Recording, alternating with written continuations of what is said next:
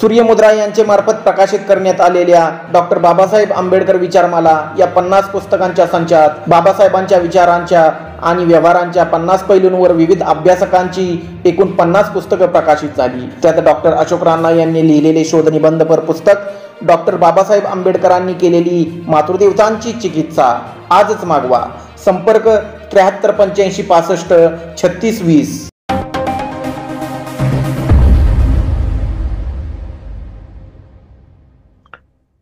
हा, नमस्कार मित्रांनो. आपण यापूर्वी बौद्ध कापालिक या भागामध्ये कापालिक हा जो संप्रदाय आहे त्याच्यामध्ये ज्या काही विकृती होत्या त्या सगळ्या विकृती बौद्धांमध्ये कशा शिरल्या आणि बौद्ध धर्माचा ऱ्हास कसा झाला यावर थोडक्यात विवेचन पाहिलं होतं. आता आपण डॉक्टर बाबासाहेब आंबेडकरांनी एका महत्वाच्या विषयाकडे आपलं लक्ष वेधलं आहे. त्यावर आधारित छोटंसं पुस्तक मी लिहिलं साधारणतः 2021 मध्ये मुंबई विद्यापीठाच्या संभाषित नावाच्या एका विशेषांकात. तो स्त्रीवाद विशेषांक होता. त्यांनी बाबासाहेब आंबेडकरांचं रीडर्स इन हिंदुइझम आणि क्रांती आणि प्रतिक्रांती या 2 ग्रंथावर आधारित जी मिथक आहेत, त्या ग्रंथामधली मिथक आहेत त्यावर मी लेख लिहावा अशी त्यांनी मला विनंती केली. आणि त्यानुसार मग आता पूर्ण मिथकांवर लिहायचं, एक तर 2 ग्रंथ वेगवेगळे ग्रंथ आहेत आणि त्यातली मिथकही खूप आहेत, तर त्याच्यावर एखाद्या लेखामध्ये ते भाष्य करणं शक्य नव्हतं. म्हणून मी ह्या दोन्ही ग्रंथामध्ये ज्या मातृदेवतांचे संदर्भ आहेत त्या मातृदेवतांच्या संदर्भावर लिहायचं ठरवलं आणि एक लेख लिहिला. लेख खूप मोठा झाला, जवळपास 56 पानाचा तो लेख झाला, शोध निबंध. आणि तो पूर्णच्या पूर्ण त्यांनी तेव्हा डिजिटल रूपात प्रकाशित केला, कारण तेव्हा प्रिंटिंगला अनुकूल असं वातावरण तयार झालं नव्हतं, करोनाचा प्रभाव ओसरला नव्हता आणि त्यामुळे त्यांनी डिजिटल रूपात हा पूर्ण 350 पानाचा जो विशेषांक आहे स्त्रीवाद तो प्रकाशित केला. नंतर मग त्या संपादक मंडळात असणाऱ्या अश्विनी तोरणे नावाच्या एका प्राध्यापिका होत्या, तर त्यांनी मला सांगितलं की आम्ही हा लेख वेगळ्या एका पुस्तकात प्रकाशित करू का. मग त्यांनी हारिती प्रकाशनच्या वतीने स्त्रीवाद नावाचं एक ग्रंथ तयार झाला, त्याच्यामध्ये हा माझा लेख प्रसिद्ध केला. त्या प्रसिद्ध करताना एक संदर्भ त्यांनी गाळू का असं मला विचारलं. तो संदर्भ होता रीडर्स इन हिंदुइझम या पुस्तकाच्या संदर्भात जे वादळ 1987 मध्ये निर्माण झालं होतं, तर तेव्हा कोणकोणत्या घटना घडल्या त्याची माहिती मी त्यात दिली होती. त्यात म्हणजे अमरावतीला मराठा महासंघाचं अधिवेशन 1 नोव्हेंबर 1987 या दिवशी होतं आणि त्या अधिवेशनामध्ये असं काही कार्यक्रमाचं स्वरूप काही निश्चित नव्हतं, फक्त मेळावा, मराठा मेळावा असं त्याचं रूप होतं. तेव्हा तिथे एक डॉक्टर मुरके म्हणून आहेत, दर्याव क्लिनिक त्यांचं राजकुमार चौकात आहे, ते हिंदू महासभेचे किंवा विश्व हिंदू परिषदचे अध्यक्ष काहीतरी होते. तर ते गेले त्या मेळाव्यात आणि शशिकांत पवार तेव्हा मराठा महासंघाचे अध्यक्ष होते. त्यांना सांगितलं की तुम्ही इकडे मराठ्यांचा मेळावा घेताय, तिकडे हिंदूंची बदनामी होते गव्हर्नमेंटच्या वतीने. तर महाराष्ट्र शासनाचं जे बाबासाहेब आंबेडकर चरित्र साधने समिती आहे तिच्या वतीने हिंदुत्वाचे कोडे नावाचं पुस्तक प्रकाशित झालं होतं. आणि त्या पुस्तक त्याच दिवशी, बहुतेक त्या दिवशी बुधवार काहीतरी होता, तर माधव गडकरी तेव्हा लोकसत्तेचे संपादक होते, त्यांचं चौफेर नावाचं सदर तेव्हा चालायचं दर बुधवारी. त्यामध्ये त्यांनी हिंदुत्वाचे कोडे या ग्रंथाची माहिती देऊन सरकारी पैशातून हिंदू धर्माची निंदा नालस्ती करण्यात येत आहे असा संदेश दिला आणि हिंदूंना चिथावणी देणारं लेखन केलं. तो लेख घेऊन शशिकांत पवारकडे हे डॉक्टर मुरके गेले आणि त्यांनी सांगितलं अशा तऱ्हेने हे पेपरमध्ये आलेलं आहे आणि आजच ते आलेलं आहे, तेव्हा याचा तुम्ही निषेध करा. आणि ते शशिकांत पवारांना खरं वाटलं आणि त्यांनी मग आता काय करायचं आपण, तर मग रीडर्स इन हिंदुइझम या ग्रंथाची होळी करायची असं ठरलं. तर ठरल्यावर मग तो ग्रंथ कुठेच नव्हता, कारण मुंबईत तो होता, पण इतर जी केंद्र आहेत शासनाची, शासकीय ग्रंथालय ज्याला म्हणतो आपण, शासकीय मुद्रणालय म्हणतात काही ठिकाणी, पुण्याला फोटो जिंको प्रेस नावाने प्रसिद्ध त्यांचा बुकशॉप आहे, नागपूरला बऱ्याच ठिकाणी, अमरावतीला नाही, नागपूर, पुणे, मुंबई, कोल्हापूर आणि इकडे मला नाशिक की रत्नागिरी 5 ते 6 ठिकाणी ती केंद्र आहेत, जास्त केंद्र नाही आहेत ती. त्यामुळे ती पुस्तकं सगळीकडे काही मिळत नाहीत. तर अशा वेळी काय करायचं तेव्हा मग हे डॉक्टर मुर्के यांनी काय गंमत केली की त्यांनी अमरावती जिल्ह्याची जी टेलिफोन डिरेक्टरी होती, तेव्हा टेलिफोन डिरेक्टरीला खूप महत्व होतं कारण मोबाईल वगैरेचा प्रवेश व्हायचा होता आणि फार कमी घरांमध्ये तेव्हा टेलिफोन असायचे. तर ती टेलिफोन डिरेक्टरी त्यांनी आणली, त्याच्यावर कागद चिपकवला आणि त्याची मोठी बातमी फ्रंटलाईन केली. म्हणजे योजनाबद्ध पद्धतीने म्हणजे लोकसत्तेच्याच वतीने या ग्रंथाची होळी झाली असं दाखवण्याचा प्रयत्न झाला. आणि मराठा महासंघाला तेव्हा दोषारोपण देण्यात आलं, पण मराठा महासंघाला ही भूमिका माहीत नव्हती. हिंदू महासभा किंवा विश्व हिंदू परिषद अशा तऱ्हेने हे आपल्याकडून हे काम करून घेते आहे आणि मोठ्या प्रमाणात प्रसिद्धी झाली. महाराष्ट्रभर मोर्चे निघाले, जाळपोळ झाली. मुंबईत एक मोठा मोर्चा रीडर्सच्या समर्थनार्थ तेव्हा निघाला होता. त्या मोर्चाचा फोटो माधव गडकरींनी लोकसत्तेच्या दिवाळी अंकात पुढच्या अंकात छापला आणि त्यांनी असं म्हटलं, मुंबईत एवढा मोठा मोर्चा निघालेला मी कधी पाहिला नाही आणि मी ठरवलं यापुढे बाबासाहेब आंबेडकरांच्या विरोधात एक ओळ किंवा शब्द सुद्धा लिहिणार नाही. तर अशा तऱ्हेने अख्खा महाराष्ट्र ढवळून काढणाऱ्या या घटनेचा मी थोडक्यात उहापोह या ठिकाणी केला होता. आणि जो मोर्चा निघाला होता मुंबईत, तो जेव्हा शहीद स्मारकापाशी आला, फ्लोरा फाउंटेन आपण ज्याला म्हणतो, तर त्या ठिकाणी तो आल्यानंतर तिथे निषेधाची भाषणं झाली वगैरे वगैरे. हे जेव्हा झालं तेव्हा महापौरपदी, मुंबईच्या महापौरपदी छगन भुजबळ होते. आणि मग या मोर्चानी फ्लोरा फाउंटेन हे स्मारक हे विटाळलं, म्हणजे ते बाटलं, म्हणून त्यांनी गोमूत्राने ते धुवून काढलं होतं. पुढे मग शिवसेनेच्या विरोधात गेले छगन भुजबळ, नंतर मग ते राष्ट्रवादीत गेले आणि आता ते राष्ट्रवादीच्या दुसऱ्या तुकड्यामध्ये बसलेले आहेत मंत्रिपदाची वाट पाहत. तर ह्या छगन भुजबळांचा उल्लेख त्यात होता म्हणून त्याचं जे पुस्तक निघालं तेव्हा मला अश्विनी तोरडे म्हणाले की हा एवढा भाग वगळू का? म्हणलं चालेल, मला काही फरक पडत नाही कारण मी ती घटना सांगितली फक्त काय काय घडलं तेव्हा. त्या घटनेच्या वेळेस आणखी एक गोष्ट घडली 1988, म्हणजे 87च्या डिसेंबर महिन्याच्या शेवटल्या तारखा आणि 88चा पहिला एक दोन तीन असं काही तारखा, या तारखांना ठाण्याला एक मराठी अखिल भारतीय मराठी साहित्य संमेलन होतं. आणि या साहित्य संमेलनामध्ये सुद्धा रीडर्सचा वाद फार वाढला होता. वसंत कानेटकर तेव्हा त्या संमेलनाचे अध्यक्ष होते आणि त्याच दिवशी ज्या दिवशी ते उद्घाटन झालं त्या दिवशी माझ्या पहिल्या पुस्तकाचं प्रकाशन झालं, साहित्यातील जात्यंधांची झुंडशाही.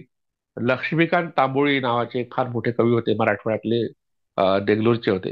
त्यांच्या हस्ते आम्ही रस्त्यावरच केलं आणि पुढे त्याची खूप प्रसिद्धी मिळाली. तर त्यावेळेस रामदास आठवले हे दलित पॅंथरचे नेते होते. तर ते वसंत कानेटकरांना भेटायला गेले निषेध करण्याकरता किंवा तुम्ही अशा प्रकारचा ठराव आणू नका साहित्य संमेलनात. त्यासोबत मी सुद्धा गेलो होतो आणि ज्या ठिकाणी हॉटेलमध्ये थांबले होते तिथे काही ते नव्हते कारण त्यांना आधीच कळलं की येणार आहेत. पण तेव्हा शिवसेनेच्या लोकांनी एक दिंडी काढली, वारकरी दिंडी. ते सगळे गुंडच वाटत होते. तर त्या लोकांनी, ते आनंद दिघेचे कार्यकर्ते होते, आनंद दिघेंना आता धर्मवीर आपण म्हणतो, त्यावर 2 चित्रपट निघाले आहेत, त्यांचे कार्यकर्ते होते. माझी सुद्धा आनंद दिघेंची तेव्हा भेट झाली होती. साहित्यातील जात्यंधांची झुंडशाही हे पुस्तक माझं त्यांनी विकत घेतलं होतं, ₹2 किंमत होती आणि त्याच ठिकाणी होतो तेव्हा ते बोलले थोडंसं माझ्याशी. तर अशा तरी शिवसेनेने रीडर्सच्या विरोधातला मोर्चा काढला होता आणि दलित पॅंथरनी रीडर्सच्या समर्थनार्थ तिथे घोषणा दिल्या होत्या. त्या गोंधळात मी सुद्धा सहभागी होतो काही काळ. तर हे सगळं मी थोडक्यात त्या लेखामध्ये लिहिलं होतं. स्वतःबद्दल नव्हतं लिहिलं, पण जे जे घडलं मी पाहिलं ते लिहिलं होतं. पुढे मग त्याचं एका पुस्तकात रूपांतर झालं. सूर्यमुद्रा प्रकाशन म्हणून आहे, श्रीराम गव्हाणे, डॉक्टर श्रीराम गव्हाणे, नांदेडचे. त्यांचं हे सूर्यमुद्रा प्रकाशन आहे. तर डॉक्टर बाबासाहेब आंबेडकर विचारमाला नावाचं त्यांनी 50 पुस्तकाचा संच प्रकाशित केला 2023 मध्ये, म्हणजे 2 वर्षांपूर्वी, 14 एप्रिल 2023. त्यामध्ये हे माझं पुस्तक प्रकाशित झालं. त्याचं शीर्षक आहे डॉक्टर बाबासाहेब आंबेडकर यांनी केलेली मातृदेवतांची चिकित्सा. तर म्हणून या पुस्तकामध्ये मग त्यांनी मला न विचारता हा जो वादाचा भाग आहे पूर्णच्या पूर्ण वगळला, कारण संपादकांना तो अधिकार असतो, पण विचारायला पाहिजे लेखकाला, ते काही त्यांनी केलं नाही. मी त्यांना तेव्हा म्हटलं होतं की हा लेख आहे एका विशिष्ट अंकासाठी मी केला. आपण बाबासाहेब आंबेडकरांच्या तंत्र संप्रदायाचा उल्लेख केला, कापालिकांचा उल्लेख केलाय, त्यावर मला विस्ताराने लिहायचं आहे. आणि हे जर मी लिहिलं तर बौद्ध समाजाचे लोक, विचारवंत वक्ते, लेखक वगैरे माझ्यावर नाराज होऊ शकतात. पण मला केव्हा तरी हे सांगावं लागेल तर ते सांगण्याचा प्रयत्न मी या आधीच्या भाषणात केला आहे बौद्ध कापालिकमध्ये, की बौद्धांमध्ये सुद्धा कापालिक नावाचा संप्रदाय होता आणि त्याच्यामध्ये सगळ्या विकृती होत्या. त्या विकृतीचा उल्लेख जो केला जातो तंत्र संप्रदायातल्या, तो प्रामुख्याने पंचमकार असं त्याला थोडक्यात नाव देण्यात येतं. बकार म्हणजे म नावाने उल्लेखल्या जाणाऱ्या 5 गोष्टी पंचमकार. त्यात मद्य आहे, दारू महत्वाची आहे साधनेसाठी. आपण कुंभमेळ्यात सुद्धा बऱ्याच ठिकाणी काही चित्र, फोटोग्राफ किंवा व्हिडिओ असे दाखवले गेले आहेत, ज्यात अतिशय आधुनिक दारू, विदेशी दारू पिताना काही साधू दाखवले. पूर्ण भगवा, पूर्ण त्यांचे कपडे, अंगावर कपडे नाही आहेत, अंगाला राख फासलेली आहे, पण दारू मात्र आधुनिक पित आहेत. त्या काही साध्वी दाखवत आहेत, ज्या नागा साधू दाखवत आहेत, त्या पूर्ण उघड्या दाखवतात आणि त्या गाडी वगैरे चालवतात, सगळ्या आधुनिक सोयी सुखसोयी घेतात, अगदी ओठाला लिपस्टिक सुद्धा लावतात, पण राहतात नंग्या. तर हा प्रकार आता अख्ख्या जगाने पाहिलेला आहे. म्हणजे आता जगभर जर संशोधन झालं असेल किंवा होत असेल किंवा होईल, तर तेव्हा लक्षात येईल की तुम्ही आधुनिक सुखसोयी सगळ्याच घेतात आणि नग्न राहतात. नग्न राहणे हा एखाद्या संप्रदायाचा भाग असू शकतो काय? जैन धर्मामध्ये सुद्धा ही प्रथा आहे. त्यामुळे आणि ते सुद्धा त्यातल्या स्त्रिया ज्या साध्वी असतात त्या नग्न राहत नाही, पण जे पुरुष असतात ते रस्त्याने चालताना आपल्याला दिसतात, पण ते कोणतीही सुविधा घेत नाही. सुखसोयी ज्या आहेत आधुनिक त्या घेत नाही. म्हणजे तरुण सागर नावाचे एक साधू आता नुकते मरण पावले, त्यांचे जे शरमण होते, तर त्यांनी आजारी पडल्यावर जी वेस्टर्न मेडिसिन आहेत, विदेशी औषधं आहेत, ती नाकारली आणि फक्त आयुर्वेदिक औषध मी घेईल असा हट्ट धरल्यामुळे त्यांचा मृत्यू झाला. असे ते हट्टी असतात. हठयोगी जसे असतात तसे जैन साधू सुद्धा हठयोगी असतात.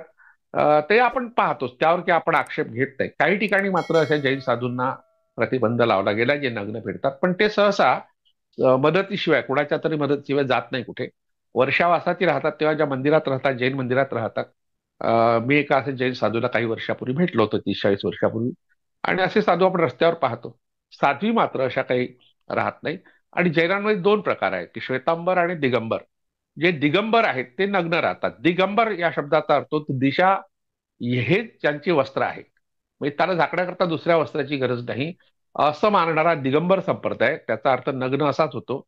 दिगंबर हा शब्द शिवासाठी, शंकरासाठी वापरण्यात येतो. तोही नग्नच दाखवलेला आहे. आणि शिवाची पत्नी पार्वती जी काली रूपात आहे ती सुद्धा नग्न दाखवली आहे.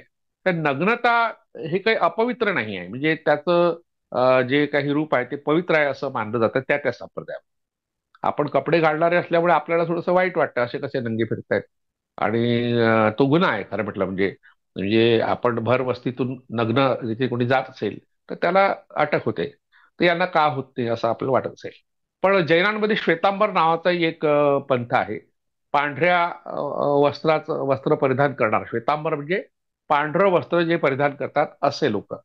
तर हा संप्रदाय मात्र भगवान महावीराच्या नंतर लगेच सुरू झाला. त्यांच्या भावाने सुरू केला तो श्वेतांबर संप्रदाय. ते कपडे घालतात आणि ओसवाल नावाची त्यांची जी जात आहे जैनांची, ती कपडे विकणारी जात आहे. म्हणजे त्यांचं दैवत मात्र नग्न असतं, पण ते मात्र कपडे विकतात. तर अशी एक विसंगती आपल्याला जैन धर्मात दिसते. जैन धर्मातल्या अनेक गोष्टी उच्च उदात्त स्वरूपाच्या आहेत. त्यांचं तत्वज्ञान सुद्धा उच्च आणि उदात्त आणि शिस्तबद्ध रूपाचं आहे. त्यामुळे त्यात काही आक्षेप घेण्यासारखं काही नाही. पण तंत्र संप्रदायाचा प्रभाव जैनांमध्ये मोठ्या प्रमाणात आहे. नवग्रह पूजा, आता बऱ्याच ठिकाणी मी जैन मंदिरं पाहिली, महाराष्ट्रातली, महाराष्ट्राबाहेरची. तर त्या ठिकाणी नवग्रह पूजा होते, हा तंत्राचाच अवशेष आहे. आणि त्यातल्या त्यात वनस्पतींची पूजा होते, निसर्ग पूजा होते. म्हणजे त्यांच्या तंत्रातली जी अवशेष आहे अजून शिल्लक आहेत. आता ज्या गोष्टीवर बाबासाहेब आंबेडकरांनी आक्षेप घेतलाय तो कालिका पुराण नावाच्या पुराणाचा. आणि ज्या पंचमकाराचा मी उल्लेख केला त्यातलं पहिलं जे आहे ते मद्य. तर जे तांत्रिक साधू आहेत, कापालिक असो की इतरही सहजयान असेल किंवा मग तंत्रयान असेल, मंत्रयान असेल आणि वज्रयान तर आहेच आहे. तर ह्या सगळ्या संप्रदायामध्ये मध्ये जे तंत्राचं प्रभुत्व आहे, त्यात दारू पिणं ही महत्वाची एक बाजू मानली, एक विधी मानलाय. म्हणजे तंत्र संप्रदायाचं वैशिष्ट्य हे आहे की ते ज्या संप्रदायातून, ज्या जातीतून ते आले, त्या नीच वर्णीय, नीच मानल्या गेलेल्या चांडाल, चांडाल नावाच्या जातीचा उल्लेख त्या ठिकाणी येतो. चांडाळ म्हणजे मातंग, ढोर यापेक्षा किंवा चांभार, त्यांच्यापेक्षा ढोर नावाची एक जात आहे चांभारामध्ये, तर त्यांना एक चांडाल म्हटलं गेलं आहे. बाबासाहेब आंबेडकरांनी भगवान बुद्ध आणि त्याचा धम्म या ग्रंथामध्ये एक चांडालीची गोष्ट सांगितली आहे. चांडालिका प्रकृती आणि तिची धम्मदीक्षा असा एक प्रकार त्यात सांगितला आहे. त्यात प्रकृती नावाची एक तरुण मुलगी असते. ती चांडाल जातीतली असते आणि ती भगवान बुद्धांना भेटायला जाते, दर्शनाला जाते.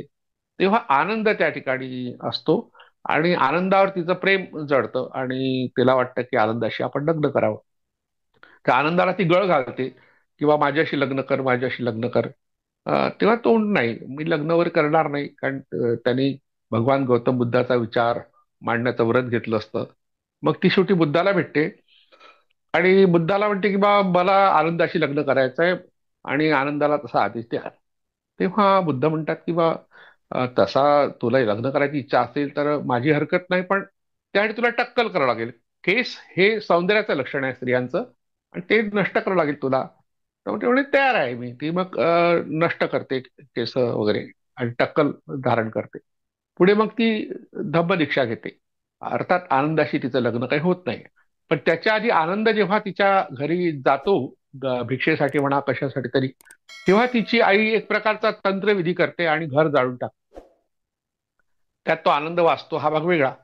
पण ती जी तंत्र विद्या करते किंवा जादू विद्या करते, जादूनी घर जाळते, याचा उल्लेख बाबासाहेब आंबेडकरांनी भगवान बुद्ध आणि त्याचा धम्म या ग्रंथात केलाय. याचा अर्थ ती तंत्र संप्रदायाची होती आणि अशा प्रकारे तंत्र संप्रदाय घर जाळू शकतात किंवा आग लावू शकतात. आपण कुंभमेळ्यातल्या अनेक ज्या नागा साधू किंवा नागा स्त्रिया आहेत, त्या आग लावताना दिसतात आपल्याला. म्हणजे आग लावू शकतात त्या, पण आग विझू शकत नाही. आग लागली आहे कुंभमेळ्यातल्या अनेक मंडपांना आणि लाखोची संपत्ती नष्ट झाली आहे.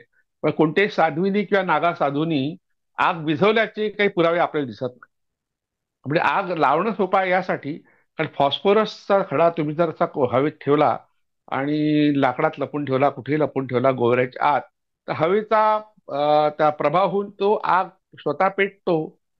तो पाण्यात असतो तो पण तो व्यवस्थित राहतो, पण हवेशी त्याचं मिलन झालं की तो पेटतो. अशा तऱ्हेने आग लावणारे लोक तांत्रिक मांत्रिक आपल्या खेड्यापाड्यात तिकडे तिकडे आपल्याला आढळतात आणि त्याचा भंडाफोड अंधश्रद्धा निर्मूलन समितीने वारंवार केलेला आहे, अनेकांनी केलाय, वृत्तपत्रामध्ये आलाय, टीव्हीमध्ये आलाय.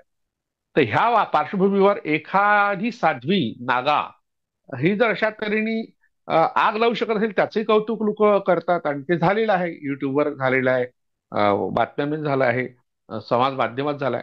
पण या कोणत्याही साधू किंवा साध्व्यांनी आग विझवली असं काही सिद्ध झालं नाही. की ह्या घडलेल्या घटनेत हे स्पष्ट होतं की अशा प्रकारची कोणतीही ताकद, कोणती शक्ती नसते.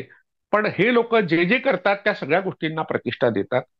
बाबासाहेब आंबेडकरांनी चांडालिका प्रकृतीबद्दलची जी माहिती देताना बुद्ध आणि त्या धम्ममध्ये वर्णन केलं आहे, पण त्याचा निषेध केला नाही. म्हणजे याचा अर्थ तो ग्रंथ सुद्धा त्या दृष्टीने अपूर्णच आहे. बाबासाहेब आंबेडकरांनी 14 ऑक्टोबर 1956 रोजी धम्मदीक्षा घेतली. चंद्रमणी महास्थवीर जो श्रीलंकेचा मोठा भिक्खू होता, तेव्हा बौद्ध महासभेचा तो प्रमुख होता तिथल्या, तर त्याच्या हस्ते दीक्षा घेतली आणि अनेकांना, लाखो 5 लाखाच्या वर लोकांना धम्मदीक्षा दिली. या धावपळीत हा ग्रंथ लिहिला आहे, बुद्ध आणि त्या धम्म. सप्टेंबर 1956 मध्ये त्यांनी रीडर्स इन हिंदीचा भाग रचलेला, हाही अपूर्णच आहे. आणि नंतर मग त्यांनी क्रांती आणि प्रतिक्रांती ग्रंथ मृत्यूच्या पूर्वी महानिर्वाणापूर्वी लिहिला. सप्टेंबर ऑक्टोबर या 2 महिन्यात हे 2 ग्रंथ सिद्ध झाले. तिसरा महत्वाचा ग्रंथ बुद्ध आणि त्याचा धम्म, आणि त्याचं वाचन आज वर्षावासात अनेक बौद्ध विहारात होतं. विद्वान लोक त्यावर चर्चा करतात, त्यावर खूप कमी चर्चा झाली आहे. मी म्हटलं असलं चर्चा करतात, पण या ग्रंथावर फारशी चर्चा झाली नाही. पारायणापुरता हा ग्रंथ सीमित झालेला आहे आज. तर त्यात आलेला हा चांडाली का प्रकृती हिचा जो उल्लेख आहे त्यावर चर्चा व्हायला पाहिजे, की अशा तऱ्हेच्या तंत्रसाधनांना आपण धर्मग्रंथात स्थान देतो आहोत, याचा अर्थ ते तुम्हाला मान्य आहे. तर बाबासाहेब आंबेडकरांनी हा ग्रंथ लिहिला. त्याच्या आधी रीडर्स इन हिंदुइझम या ग्रंथामध्ये कालिका पुराणातला एक संदर्भ दिलाय, त्याचा वहापोह या ठिकाणी केला. तर यात त्यांनी अनेक गोष्टी सांगितल्या. त्यात त्याचा आशय सांगायचा म्हणजे की त्यांनी वारंवार जोर एका गोष्टीवर दिलेला आहे की जी दैवत ब्राह्मणांना प्रिय होती, तर त्यांना सिंहासनावर खाली ब्राह्मणांनी का खेचलं. वारंवार त्यांनी ब्राह्मणांना दोष दिला, कारण हे सगळे ग्रंथ जे अलीकडे निर्माण झाले ते ब्राह्मणांनी निर्माण केले किंवा विकृत केले, ते ब्राह्मणांनी केले. 2000 वर्षातले ग्रंथ जे वैदिकांचेच होते, पुढे पौराणिकांचे झाले आणि पौराणिक म्हणजे हिंदू धर्माचे झाले. तर त्या ग्रंथामध्ये ज्या मातृदेवता होत्या त्यांना सिंहासनावर का बसवलं, किंवा ह्या मातृदेवता ज्या आहेत त्या रक्तपिपासू आहेत, मग रक्तपिपासू मातृदेवताशी पुरुष देवतांची विवाह का लावून दिले, म्हणजे त्यांनी शिव आणि पार्वती यांचे उल्लेख केले. कालिका माता आणि महाकाल म्हणजे शिव. काल या शब्दाचा अर्थ काळ असाही होतो, टाइम. दुसरा काल या शब्दाचा अर्थ मृत्यू असा होतो. म्हणजे मृत्यूशी संबंधित महाकाल ही देवता आहे. उज्जैनमध्ये आपण गेलात तर मी तर गेलो होतो एकदा दोनदा. तर त्या ठिकाणी पाहिलं की काही लोक कवट्या घेऊन नाचतात वगैरे, आपण टीव्हीवर वगैरे किंवा समाज माध्यमावरती आपण पाहतो की ते नाचतात. हे कशाचं लक्षण आहे की त्यांनी पुराणातली वर्णनं वाचली आहेत किंवा ऐकली आहेत आणि त्याचं अनुकरण ते करतात. त्यांना त्या कवट्याचं काय रहस्य आहे हे माहीत नसतं. तर बाबासाहेब आंबेडकरांनी जे आक्षेप घेतले ते अशा तऱ्हेने मातृदेवता का यांनी पुढे आणल्या आणि पुरुष देवतांचं महत्व का कमी केलं, असे काही प्रश्न विचारले. त्यांच्या सगळ्या प्रश्नांमध्ये उत्तरं दडलेली आहेत. वास्तविक त्या प्रश्नांची उत्तरं आपण शोधायला पाहिजे किंवा चर्चा व्हायला पाहिजे, पण तसं काही होत नाही. जे लोक अशा तऱ्हेने हिंदू धर्मावर टीका करण्याकरता बाबासाहेब आंबेडकरांचा ग्रंथ वापरतात, त्यांना हे भान राहिलं नाही की आपण चिकित्सा करत नाही. चिकित्सा या शब्दाचे दोन अर्थ होतात. चिकित्सा म्हणजे पडताळणी. डॉक्टर लोक जे रोग्यांकडे पाहतात ते पडताळणी करतात, कोणता आजार झालाय नाडी पाहून किंवा इतरही आणखी चाचण्या करून, आणि मग त्यांच्यावर जे उपचार करतात त्याला एक चिकित्साच म्हणतात. म्हणजे डॉक्टरची भूमिका रोग्याला नाहीसं करणं अशी नसते, त्याला जिवंत ठेवणं, त्याला वाचवणं ही असते. ही भूमिका धर्मचिकित्सकांची नसते. म्हणजे जे धर्मचिकित्सक म्हणून मिरवतात टीव्हीवर म्हणा की समाज माध्यमावर किंवा लेखक म्हणून वक्ते म्हणून, हे सगळे लोक एका विशिष्ट पक्षाची बाजू घेतात, विशिष्ट धर्माची बाजू घेतात, दुसऱ्या धर्मावर टीका करतात. त्या टीका केल्यामुळे होतं का की दुसऱ्या धर्माचे लोक त्यांना नाकारतात. तर परिवर्तनवादी चळवळीतल्या बहुतेक लोकांनी ही चूक वारंवार केलेली आहे. तर तटस्थपणे त्यांनी काही चिकित्सा केली नाही किंवा त्यांच्यावर उपचार करण्याची भावना सुद्धा ठेवली नाही. डॉक्टरची भूमिका ही कशी असते की तुम्हाला सुरा चालवायचा असतो, पण तो सुरा तो रोग्याला दुरुस्त करण्याकरता चालवायचा असतो. त्याला नाहीसं करण्याकरता सुरा कोणताही डॉक्टर चालवत नाही. या उलट खाटीक जो असतो कसाई, तो सुरा चालवतो, त्याला तुकडेच करायचे असतात जनावरचे आणि विकायचे असतात, खायचे असतात. म्हणजे कसाई आणि डॉक्टर यांच्या भूमिकात फार मोठा फरक आहे. आपल्याकडे जे परिवर्तनवादी विचाराचे लोक जे विचार मांडतात त्यातले बहुतेक लोक कसायासारखी मांडणी करतात, कोणीही डॉक्टरसारखी मांडणी करत नाही. ती मांडणी करण्याकरता जी तटस्थता हवी असते, न्यायबुद्धी हवी असते, ती मुळात त्यांच्याकडे नसते, कारण विशिष्ट पक्षाचे ते समर्थक असतात. मग ते बौद्ध असतील, जैन असतील, बौद्ध हिंदू असतील किंवा ख्रिस्ती असतील किंवा पारशी असतील, कोणत्याही धर्माचे लोक लिहित असतील. पारशी लोक फारसे लिहित नाही, आपल्या पुढे येत नाही. पण इस्लामी लोक मोठ्या प्रमाणात लिखाण करतात किंवा प्रवचन करतात किंवा त्यांचे काही चॅनल सुद्धा आहे, युट्यूब चॅनल आहे आणि टीव्ही चॅनल सुद्धा आहे. आणि ख्रिस्ती लोकांचेही अशा तऱ्हेचं प्रचार तंत्र चालू राहतं. आणि हिंदूंच्या तर खूपच चॅनेल्स आहेत आणि समाज माध्यमावर आहेत. हे सगळे लोक आपापल्या धर्माचं मोठेपण सांगतात आणि इतर धर्मावर टीका करतात. तोच प्रकार गेल्या 50-60 वर्षामध्ये बौद्धांनी केलेला आहे. आणि त्यांनी सातत्याने चिकित्सा करण्यापेक्षा किंवा समाज परिवर्तनासाठी पूरक वातावरण तयार करण्यापेक्षा नकारात्मक वातावरण तयार केलं. आणि हे करण्याकरता भारतभर रिडल्स इन हिंदुइझम या ग्रंथाचा वापर झाला. आता या ग्रंथामध्ये कालिका पुराणातला एक रुधिराध्याय नावाचा अध्याय, त्या रुधिराध्यायामध्ये रक्त पिणारी देवी दाखवली आहे. पण ते रक्तपिपासू देव्यांशी विवाह का केले ब्राह्मणांनी, का लावून दिले, सगळा दोष त्यांनी ब्राह्मणांना का दिला, कारण हे सगळे ग्रंथ ब्राह्मणांच्या हाती गेले आणि त्यांनी विकृत फिरून टाकले, म्हणून त्यांचा तो रोष आहे. त्यांनी हिंदू धर्माला कुठेही दोष दिलेला नाही. बाबासाहेब आंबेडकरांच्या या पूर्ण ग्रंथामध्ये हिंदुत्वाचे कोडे नावाने तो मराठीत प्रसिद्ध आहे, इंग्लिशमध्ये रिडल्स इन हिंदुइझम म्हणतात त्याला. तर अशा त्या ग्रंथामध्ये हिंदू देवाला प्रामुख्याने हिंदू धर्माला आणि हिंदू लोकांना दोष कुठेही दिला नाही. पण जे स्वतःला आंबेडकरवादी म्हणतात ते मात्र या ग्रंथाचा गैरवापर करतात हिंदूंच्या विरोधात. त्यामुळे हिंदू विरुद्ध बौद्ध अशी जी फळ्या दोन तयार झालेल्या आहेत आणि आपल्या समाजातलं विघटन व्हायला सुरुवात झाली आहे. तर म्हणून या ग्रंथांचा आपण अभ्यास करायला पाहिजे. या ग्रंथामध्ये रुद्राध्यायामध्ये त्यांनी घोरपडीचं, पालीचं किंवा अनेक जनावरांचं अन्न कसे खातात आणि ते कसे देतात आपल्या मातृदेवतेला, त्यावर आक्षेप घेतलाय. हाच कालिकाध्याय असाच कालिका पुराण आणि हे त्यातला रुधिराध्याय जैनांमध्ये सुद्धा आहे.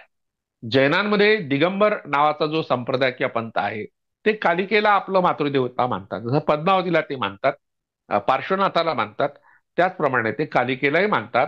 आणि त्यामध्ये सुद्धा जे जे सांगितलं आहे हिंदूंच्या कालिका पुराणात ते जैनांच्याही कालिका पुराणात आहे.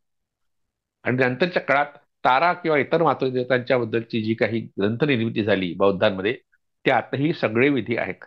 बाबासाहेब आंबेडकर आणखी काही काळ जगले असते तर कदाचित त्यांनी जैन आणि बौद्धांमधल्या ह्या विकृतीवर सुद्धा लिखाण केलं असतं. पण दीक्षेनंतर म्हणजे 14 ऑक्टोबर 1956 मध्ये धम्मदीक्षा दिली. त्यानंतर ते फक्त पावणे 2 महिने म्हणजे 6 डिसेंबरला गेले. पावणे 2 महिनेच जगले. आणि किमान 10 वर्ष त्यांना आयुष्य लाभलं असतं, चांगली प्रकृती लाभली असती, तर मात्र त्यांनी या सगळ्या धर्माची चिकित्सा केली असती. कारण ज्या तऱ्हेने त्यांनी रीडर्स हिंदुझम हा ग्रंथ लिहिला, त्यामध्ये त्यांना हिंदूंबद्दल द्वेष कुठे दिसत नाही, संताप दिसत नाही. संताप जो आहे तो यासाठी, कारण हिंदू म्हणून जे स्वतःला म्हणतात त्यांनी अस्पृश्यता निर्माण केली. अस्पृश्यतेच्या नावाखाली अनेक जातींना आपल्यापासून दूर लोटलं. त्याबद्दलचा संताप निश्चितच व्यक्त झालेला आहे. म्हणून ज्या धर्मग्रंथांनी हे सगळं केलं त्या धर्मग्रंथावर त्यांनी टीका केली. पण हे करताना हिंदू म्हणून एका विशिष्ट समाजाला, विशिष्ट धर्माला, त्या धर्माच्या अनुयायांना त्यांनी टार्गेट केलं नाही, दोषी ठरवलं नाही, हे आपण लक्षात घेतलं पाहिजे. हा ग्रंथ त्या दृष्टीने आपण वाचायला पाहिजे. ही दृष्टी या ग्रंथाकडे पाहण्याची यावी, सकारात्मक दृष्टी यावी, या दृष्टीने हे पुस्तक मी लिहिलं लिहिलं म्हणजे तो लेख लिहिला.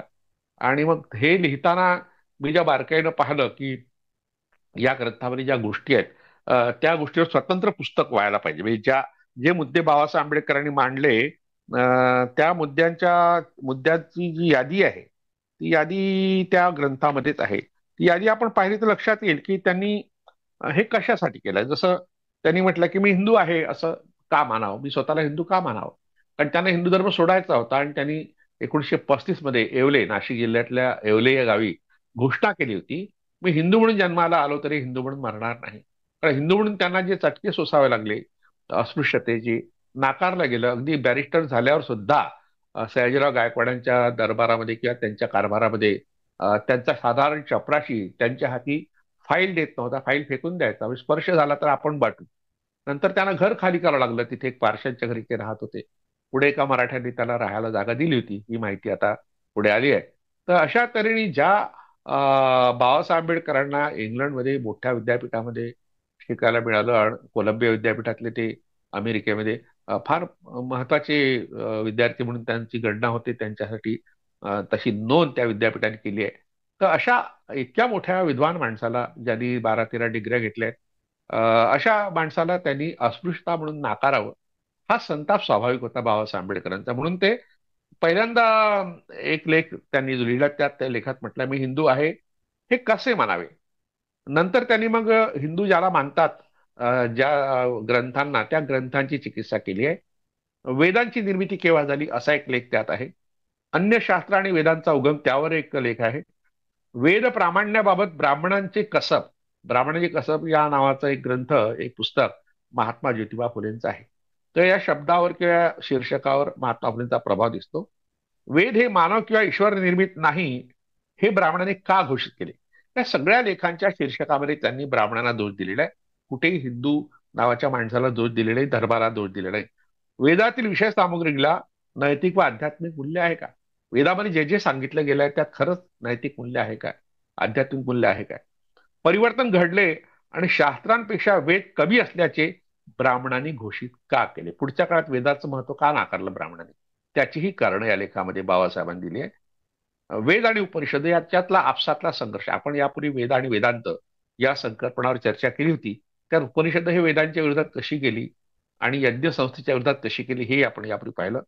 उपनिषदांना वेदापेक्षा कमी दर्जाचे गौण का ठरवलं गेलं? वेदांना महत्व दिलं ब्राह्मणांनी, उपनिषदांना कमी का लेखलं? कारण उपनिषदाचे निर्माते जे ऋषी होते ते अब्राह्मण होते. जरी ते या वैदिकांमध्ये सामील झाले होते तरी त्यातल्या बऱ्याच गोष्टी त्यांना मान्य नव्हत्या. आणि हा संघर्ष त्यांनी सांगितला. हिंदू देवांना एकमेकाशी संघर्ष करण्यास ब्राह्मणांनी का भाग पाडले? हा लेख फार महत्वाचा आहे. या लेखामध्ये या रामाच्या नावाने राजकारण चालू आहे सध्या भारतात, आणि परशुराम यांच्यातलं युद्ध दाखवलं त्यांनी.